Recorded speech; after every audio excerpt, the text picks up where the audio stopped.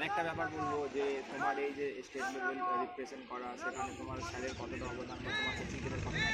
অবশ্যই আমার স্যারের অবদান তো অনেক বেশি, কারণ আমি যখন 2014 সামথিং যখন 14 ট্রায়ালে যাই, তখন আমার স্যারই আমাকে নিয়ে যাওয়া নিয়ে আসা, স্যারের কাছেই থাকা, স্যারের পরামর্শ অনুযায়ী চলা। আমার তো বলতে গেলে আমি এখন আমার মানস কুমার দে স্যারকে বা ওরফে পাপা স্যারকে আমি তো নিজের দ্বিতীয় বাবা বলে মানি, কারণ উনি আমাকে মানে ছোটোবেলা থেকে সব দিক থেকে হ্যান্ডেল করে এসেছেন। আমার বাবা তো অত শিক্ষিত নয়, বাট আমার যে পাশে ছিল ছোটোবেলা থেকে সে মানস কুমার দে স্যারই ছিল, এবার আছে এখনও আমার সাথে, মানে এখনও যেইভাবে ছোটোবেলায় আমাকে হেল্প করে গেছে, যেইভাবে পরামর্শ দিয়ে গেছে, এখনও সে ওইভাবেই দেয়, আর ওইভাবেই আমাদের বড় হওয়ার মানে